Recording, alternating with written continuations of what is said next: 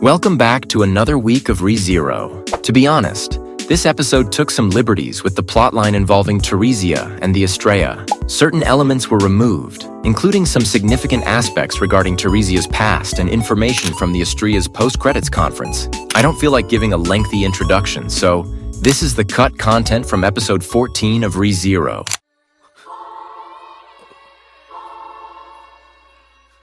This scenario, in general, was so well adapted that I have almost nothing to contribute. The only thing I can add is that they left out some of Wilhelm's opinions. These thoughts could be summarized as the grandfather missing his wife and recalling how they met.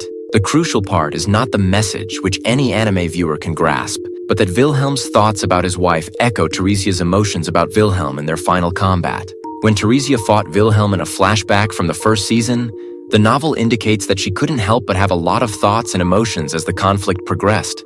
She describes how her feelings for Wilhelm developed enormously, causing her to lose focus briefly during the fight. Wilhelm used this lapse to defeat her. Wilhelm, unlike his wife, was completely focused on keeping Theresia away from Sword at the time, and he did not allow any thoughts to distract him. In other words, during that battle, Wilhelm was like a machine, focused solely on defeating Theresia, while she fought with wavering emotions that affected her swordsmanship. Now, in this duel from the third season, the roles have been reversed. This time, it's Wilhelm whose thoughts and emotions are clouding his skill.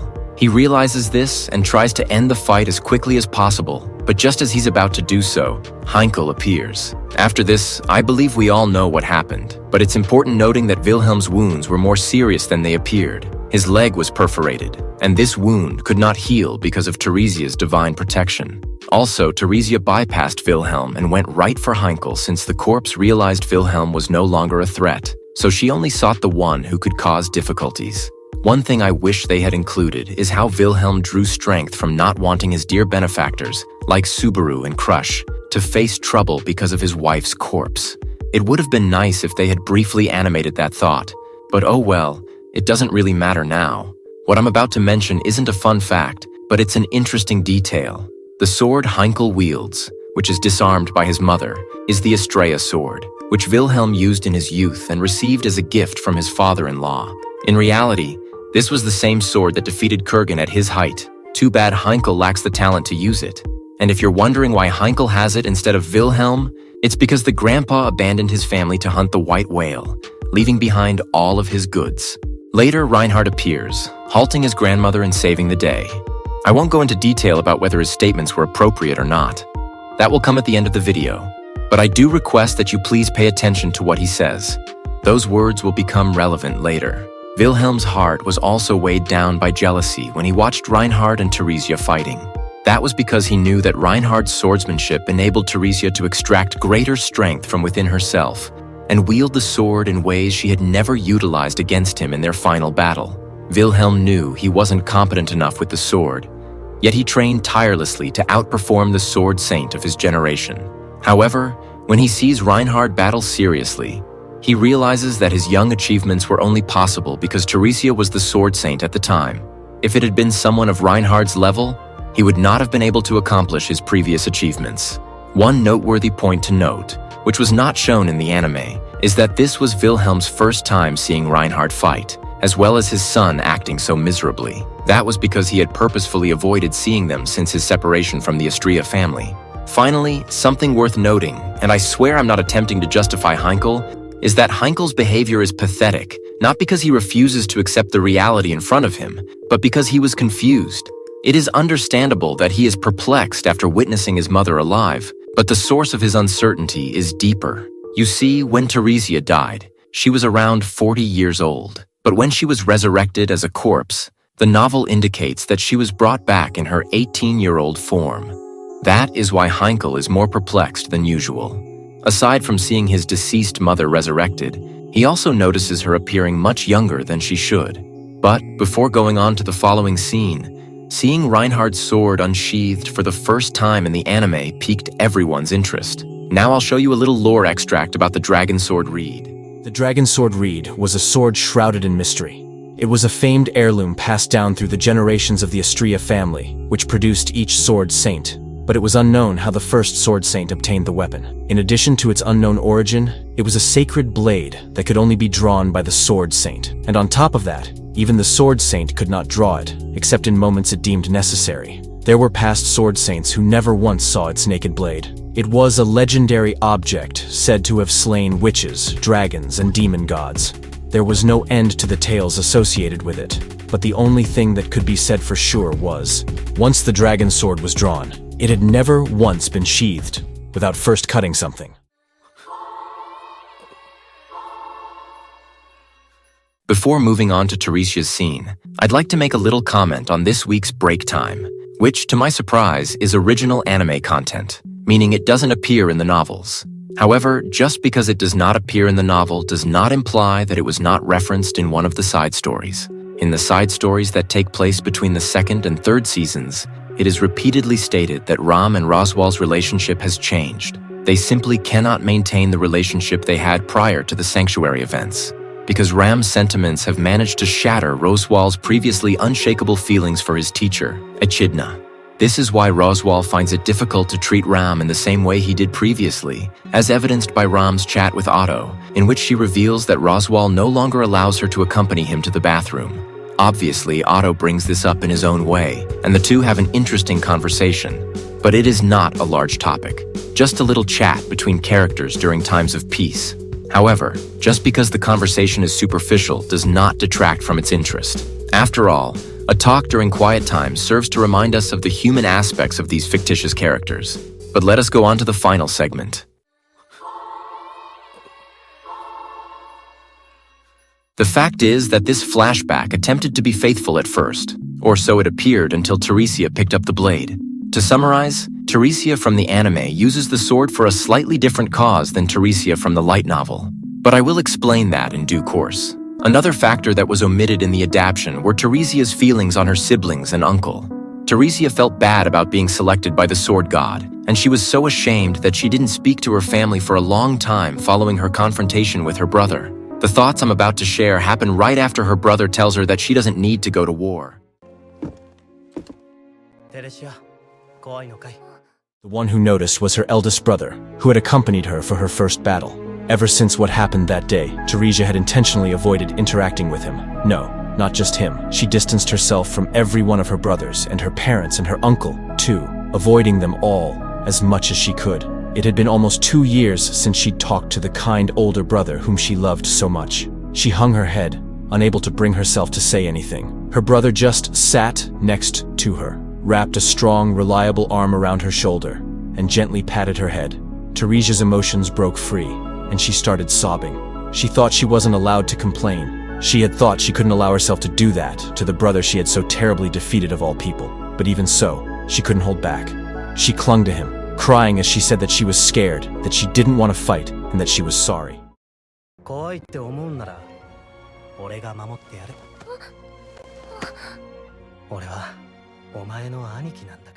When she heard her brother say that so confidently with a smile, Theresia cursed her own foolishness. She had thought her brothers were fools for still swinging their swords after losing to her. She had looked down on them, assuming they were just clinging to the sword, because they didn't have anything else.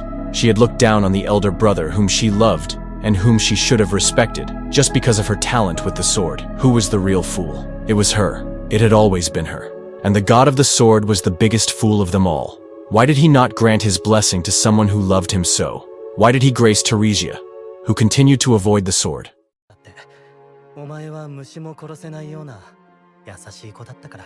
She was happy about what her brother said, so she took advantage of that kindness. She entrusted everything to him. In her first battle, her eldest brother died protecting the main camp where Theresia was. Theresia did not swing her sword once. She couldn't bring herself to do it. Disobeying the voice she continued to hear, Theresia did not swing her sword, and for several more years, Theresia did not once touch a sword. As you can see, the novel explicitly indicates that Theresia did not take up the sword even after her brother died. However, the portion I'm quoting is not quite complete. There is still a tiny section left that discusses her thoughts regarding her uncle, which are vital for understanding the character better. Theresia's first battle ended in a massive defeat. The shameful truth of the new Sword Saint's first inglorious battle was buried and covered up. The existence of the Sword Saint was a pillar of moral support for the entire kingdom. The last thing the kingdom wanted was for the truth to get out. And so Theresia was not scorned for fleeing in the face of the enemy, and she continued to hide away in her shell. Her kind and gentle oldest brother Thames, who would listen to any of her requests, no matter how difficult. Her other older brother Carlin, who could be a bit ill-tempered, but was always the first to apologize when it was time to make up. Her cute little younger brother, Kajires, a scaredy cat and a crybaby who always clung to Theresia when he was young. They all went to battlefields to fight in Theresia's stead, and they all died.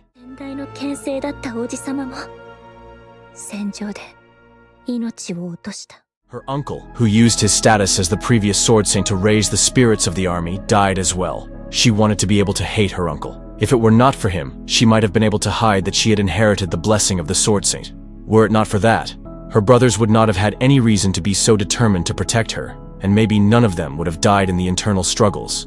It would have been easier if she could think that. But she knew that was not true. Her uncle understood the weight of the title of Sword Saint better than anyone. He had experienced the same thing that Theresia had. That was why he had left those final words of apology. He understood how much was being asked of Theresia for the sake of the kingdom and how cruel that fate was. That apology kept her from being able to hate him anymore.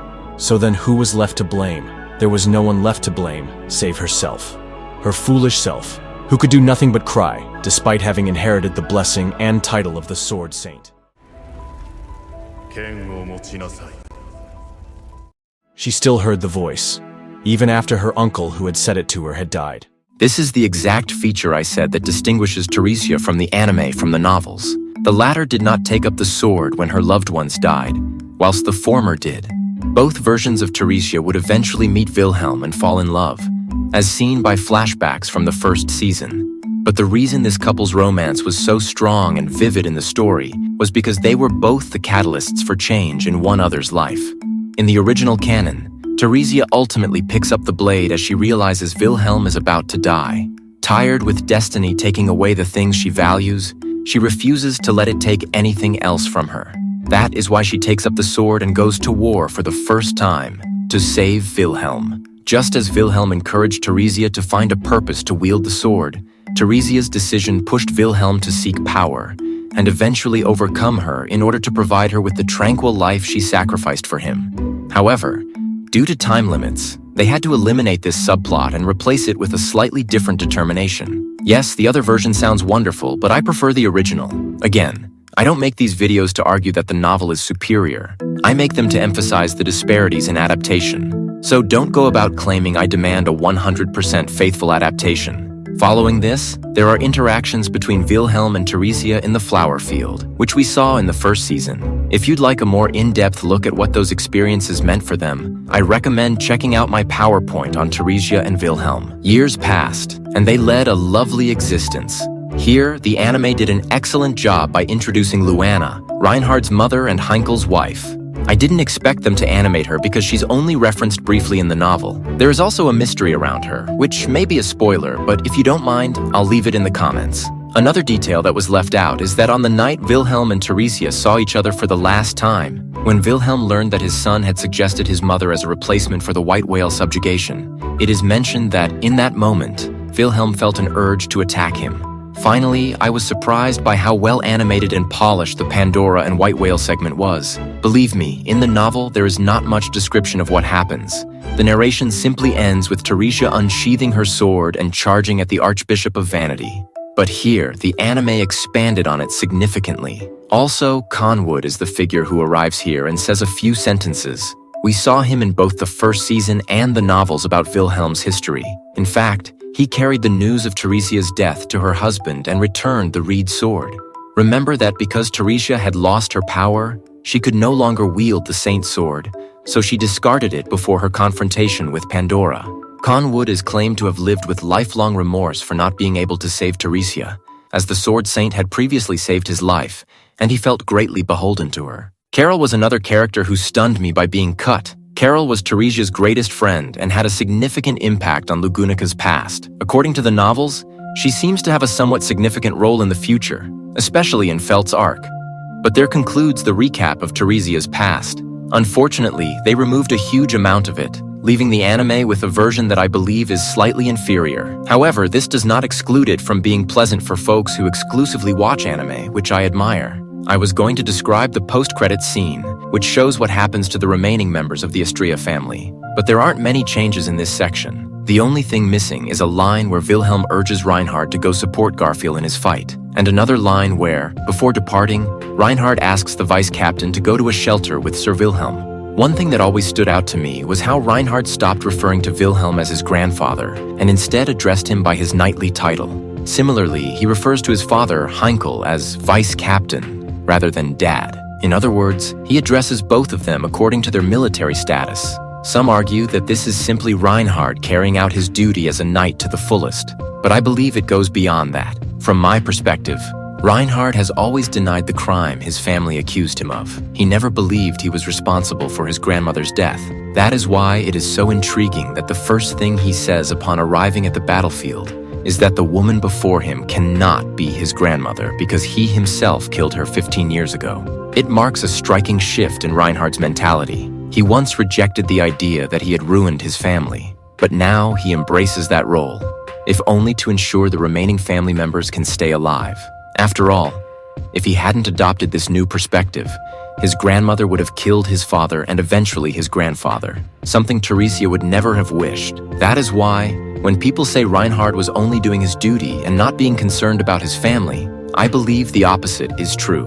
Reinhard was thinking about his family, which is why, once again, he chooses to bear the burden of being held responsible for everything. But it's interesting noticing Wilhelm's reaction to this realization. Unlike his 40-year-old self, who erupted in wrath and blamed Reinhard for Theresia's death, this time he simply prefers to be alone and grieve privately. I'd like to say the same thing about Heinkel, but it appears that now is not his moment to grow. To conclude up this video, do you recall when Subaru was able to say goodbye to his parents using Echidna's illusion? Well, after marrying Wilhelm, Theresia will eventually have the same opportunity. Because of the Archbishop of Pride's enchantment, she is able to communicate with her loved one's memories and say goodbye one more time. One of the most recent ReZero novels describes this scene and provides us with this stunning photograph. Maybe someday I'll narrate Theresia's ultimate goodbye to her loved ones. But tell me, what did you think of the Astrea family drama?